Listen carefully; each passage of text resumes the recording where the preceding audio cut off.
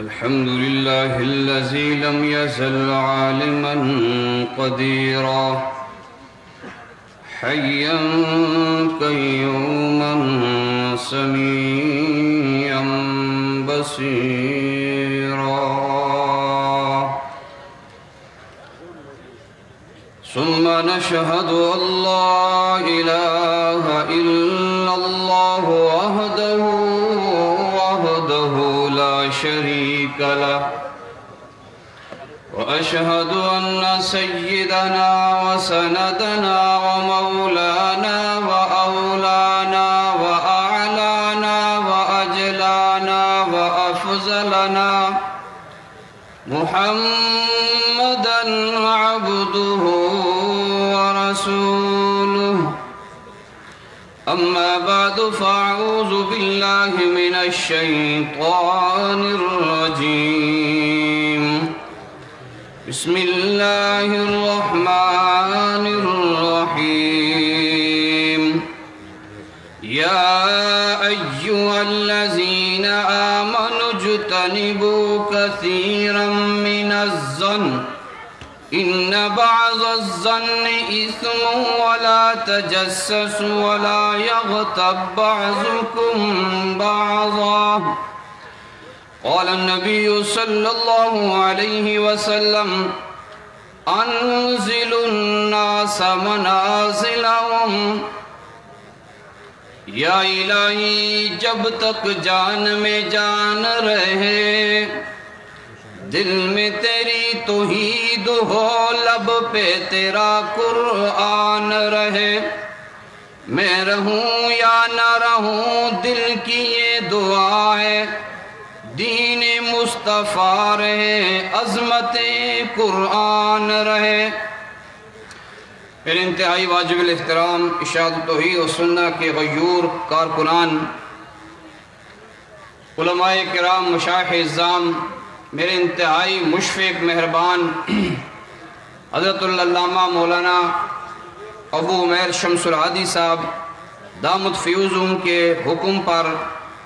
انہوں نے جو مجھے موضوع ارشاد فرمایا ہے وہ ہے حقوق العباد۔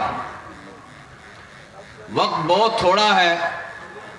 اور یہ ایسا عنوان ہے کہ اس کے لیے بہت زیادہ وقت چاہیے، لیکن میں صرف حقوق العباد کی اہمیت کے متعلق چند باتیں آپ کے سامنے گوش گزار کرنا چاہتا ہوں۔ وما توفیق الا باللہ علیہ توکلت و الیہ انیب۔ میرے محترم دوستوں اور بزرگوں، انسان پہ بنیادی طور پر جو ذمہ داریاں اور حقوق عائد ہوتے ہیں وہ دو قسم کے ہیں۔ ایک وہ حقوق کہ جن کا تعلق اللہ کے ساتھ ہے انہیں حقوق العباد کہا جاتا ہے،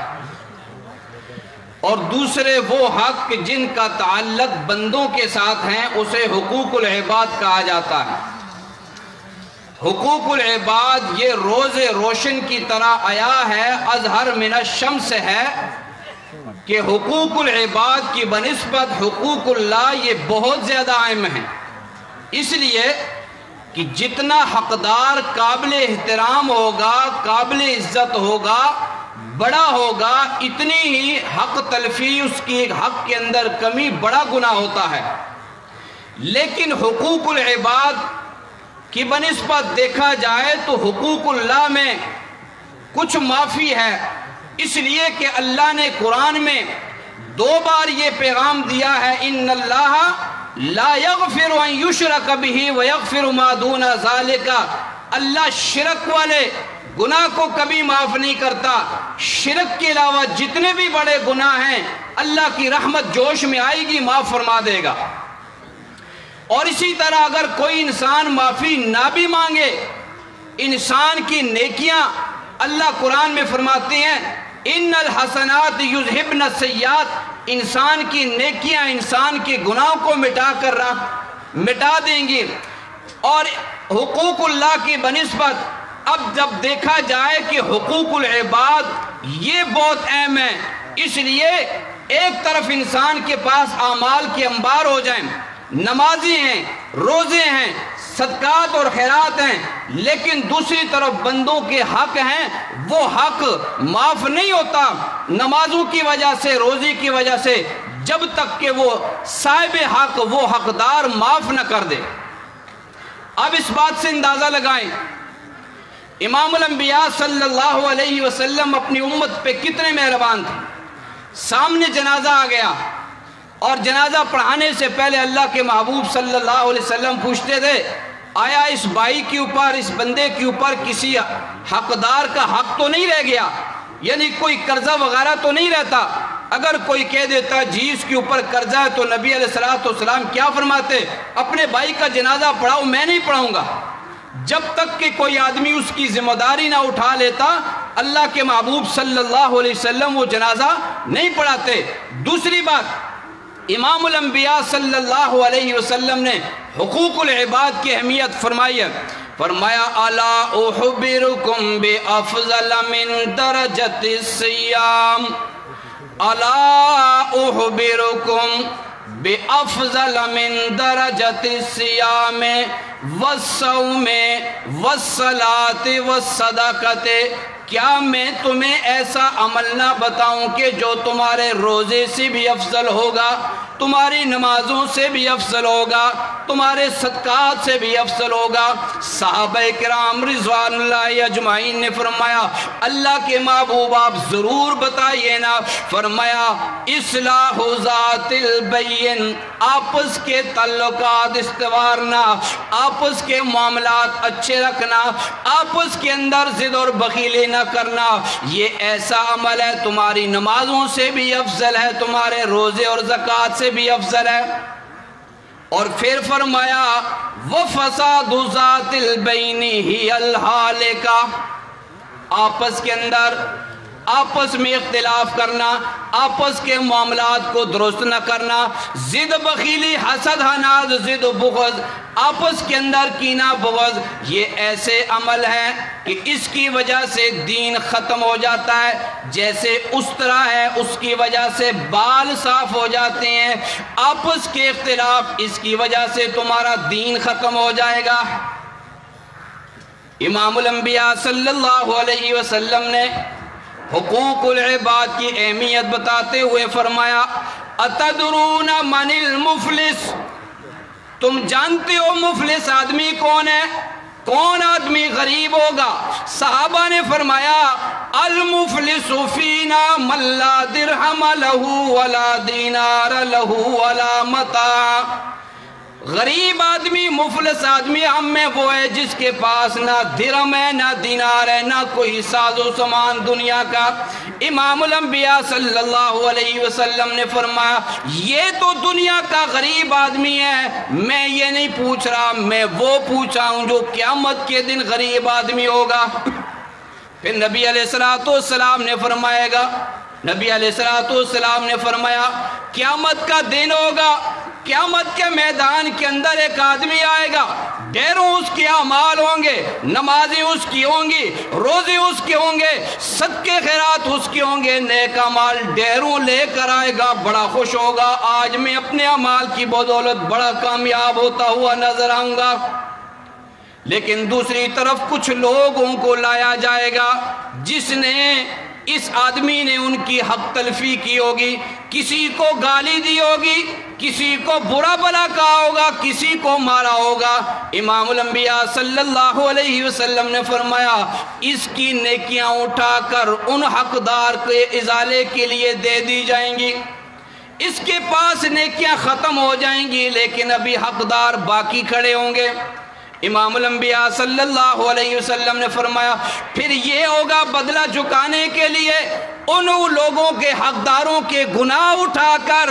اس نیک آدمی کو دیے جائیں گے، اس پر ڈال دیے جائیں گے، اور اس کے پاس اب کچھ بھی نیکی نہیں ہوگی، اور گناہ زیادہ ہونے کی وجہ سے امام الانبیاء صلی اللہ علیہ وسلم نے فرمایا ثم طرح فی النار، پھر اس آدمی کو فرشتے پکڑ کر جہنم میں ڈال دیں گے۔ میری امت کا غریب آدمی یہ نمازیں روزے یہ ہمارے تب کام آئیں گے کہ جب ہم آپس میں حق تلفی نہ کریں، ایک دوسرے کا مال نہ کھائیں۔ آج دیکھیں ملک کے اندر کتنا ظلم ہو رہا ہے، یتیموں کا مال کھایا جا رہا ہے، دوسروں کی وراثت ہڑپ کر دی جا رہی ہے، بہن کو وراثت کے اندر حصہ نہیں دیا جاتا، یتیم کے سر پر ہاتھ رکھنے والا کوئی نہیں ہے۔ سورۃ فجر کے اندر اللہ رب العزت نے فرمایا وَأَمَّا ابْتَلَاهُ، اللہ نے فرمایا جب ہم کسی انسان کو آزماتے ہیں فَقَدَرَ عَلَيْهِ رِزْقَهُ، اس پر رزق تنگ کر دیتے ہیں، فَيَقُولُ رَبِّي أَهَانَنِ، پھر وہ کہتا ہے کہ اللہ نے مجھے ذلیل کر دیا، رسوا کر دیا۔ اللہ نے فرمایا ہرگز نہ، بَلْ لَا تُكْرِمُونَ الْيَتِيمَ وَلَا تَحَاضُونَ عَلَىٰ طَعَامِ الْمِسْكِينِ وَتَأْكُلُونَ التُّرَاثَ أَكْلًا لَمًّا وَتُحِبُّونَ الْمَالَ حُبًّا جَمًّا۔ تو اپنے آپ کو کہتا ہے، اللہ کے دربار میں شکوہ کرتا ہے کہ اللہ نے مجھے ذلیل کر دیا، حالانکہ تو نے یتیم کا کب خیال کیا؟ یتیم کے سر پہ کب تو نے شفقت کا ہاتھ رکھا ہے؟ یتیم کے سر پر شفقت کا ہاتھ تو دور کی بات ہے، تو نے کسی مسکین کو کھانا کھلانے کی ترغیب بھی نہیں دی ہے، اور تو نے میراث کو چٹ کر کے کھا گیا، اور تو مال ہڑپ کرنے پہ لگا ہوا ہے، تو مال جمع کرنے پہ لگا ہوا ہے، حلال حرام کی کوئی تمیز نہیں ہے، اپنوں کا دوسروں کا سب کا مال تو لے رہا ہے، پھر کہتا ہے اللہ نے مجھے ذلیل کر دیا ہے۔ اللہ اللہ۔ آخری بات، امام الانبیاء صلی اللہ علیہ وسلم مرض الوفات کے اندر دو باتیں فرمائی ہیں۔ ایک فرمایا لا الہ الا اللہ ان للموت سکرات، لا الہ یہ وہ دعوت ہے، یہ وہ مشن ہے۔ امام الانبیاء صلی اللہ علیہ وسلم نے طائف کے پہاڑی پہ کھڑے ہو کر پہلا یہ نعرہ لگایا تھا کہ لوگوں، اللہ کے علاوہ حاجت روا کوئی نہیں ہے، بگڑیاں بنانے والا کوئی نہیں ہے، اولاد دینے والا کوئی نہیں ہے، نفع نقصان کا مالک نہیں ہے۔ اور زندگی کے آخری ایام میں فرمایا لا الہ الا اللہ ان للموت سکرات۔ وہاں دلیل نہیں دی ہے، یہاں دلیل پیش کیے، کیوں؟ اس لیے کہ امام الانبیاء صلی اللہ علیہ وسلم نے فرمایا لوگوں، حاجت روا مشکل کشا اللہ ہے، اگر اللہ کے علاوہ کوئی مختار کل ہوتا، کوئی حاضر ناظر ہوتا، کوئی نفع نقصان کا مالک ہوتا تو وہ آج آمنہ کا لال ہوتا، لیکن آمنہ کے لال کے اوپر حالت تو یہ موت آ رہی ہے، جس کے اوپر موت آ جائے وہ حاجت روا مختار کل نہیں ہو سکتا، وہ مشکل کشا حرز ناظر نہیں ہو سکتا ہے۔ میں اللہ کا بندہ ہوں، اللہ کا بندہ ہونے کے ناطے اللہ کے بندے کو سب سے بڑا حق دے دو کہ مجھے پیغمبر سمجھ کے میری اوپر ایمان لا کے میری اتباع کرو، مجھے حاجت روا نہ بناؤ، مشکل کشا نہ سمجھو۔ اور دوسری بات فرمایا اتقوا اللہ فیما ملکت ایمانکم، اپنے غلاموں کے بارے میں اللہ سے ڈرو۔ کیا فرمایا؟ سب سے بڑا حق امام الانبیاء صلی اللہ علیہ وسلم کا کہ ان کو بندہ سمجھ کے ایمان لے آؤ، بندہ سمجھ کے ایمان لے آؤ، جب رسول مان لیا تو پھر تابعداری کرو اور غلاموں کا خیال کرو۔ اللہ کے محبوب نے آخری الفاظ اپنا حق ذکر کیا ہے، پھر غلاموں کا حق ذکر کیا ہے، اس لیے حقوق العباد کی اہمیت بیان فرما دی ہے۔ آخری بات، میں اشاعت التوحید و سنہ آزاد کشمیر کا سرپرست ہونے کی حیثیت سے اپنے استاد محترم، اپنے قائد محترم کی امارت، قیادت، سیادت کے اوپر مکمل طور پر اعتماد کرتا ہوں، اظہار کرتا ہوں، انشاءاللہ یہ وعدہ کرتا ہوں پہلے سے بھی زیادہ اپنے اکابرین کی تابعداری، اپنے امیر صاحب کی اطاعت کروں گا اور اپنے مرکز کے ساتھ تعلق زیادہ مضبوط کروں گا۔ اللہ میرے الفاظ کو قبول فرمائے۔ آخر الدعوانا الحمدللہ رب العالمین۔